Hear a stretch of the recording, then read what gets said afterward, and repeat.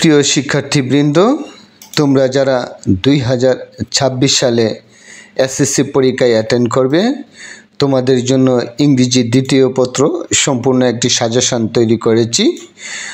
আর এই সাজেশানটি আশা করি কমন পড়বে ইনশাল্লাহ। তো সাজেশানটি শুরু করা যাক।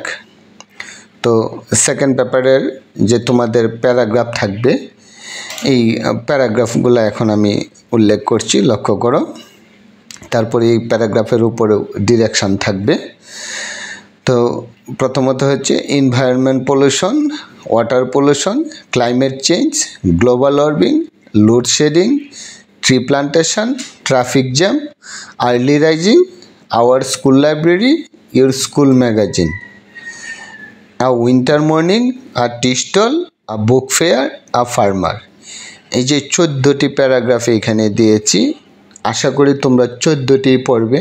কারণ অনেকেই বলতে পারো যে এখানে তো 5-7টা দিলেন না, সংক্ষিপ্ত দিলেন না। এসএসসি পরীক্ষায় এটা তোমাদের 10 বছরের সাধনা, 10 বছর পরে তোমাদের লাইফে আরেকটি স্টেপ। আর এই জন্য এগুলা পড়তে হবে।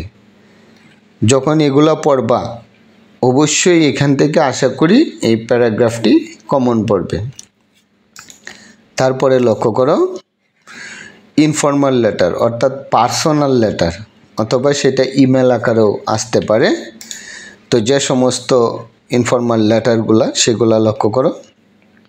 Plan after SSC exam, thanking for hospitality, thanking for birthday gift, brilliant success, inviting marriage ceremony, about hostel life, important of reading newspaper, importance of games and sports, importance of learning English, importance of physical exercise, a winter morning, extracurricular activities। তো এখানে যে informal লেটারগুলো দিয়েছি, আশা করি সেখান থেকেই common পড়বে। আর আরেকটি বিষয় লক্ষ্য করবে যে এই যে important of reading news paper, একটা যদি ভালো করে পড়ো তাহলে অন্য অন্য ইম্পর্টেন্টগুলো একটু রিডিং পড়লে তোমরা বানিয়েও লিখতে পারবে।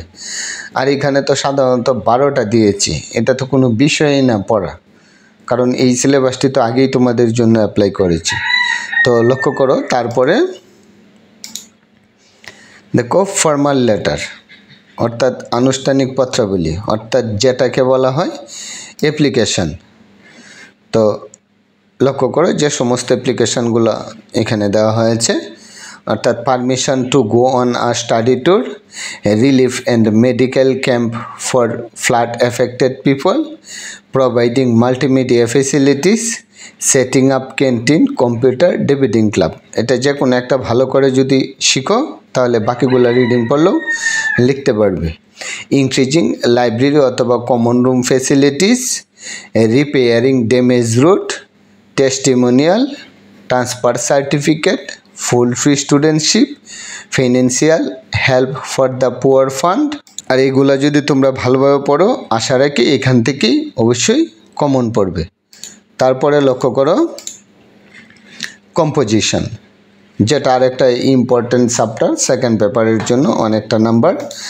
তো যে সমস্ত কম্পোজিশনগুলো তোমরা পড়বে, এখানে 12টি কম্পোজিশন দিয়েছি, লক্ষ্য করো।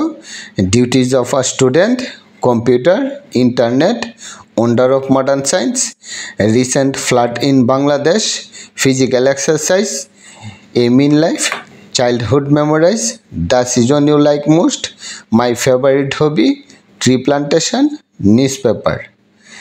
এই সমস্ত কম্পোজিশনগুলো তোমরা ভালোভাবে পড়ে নেবে।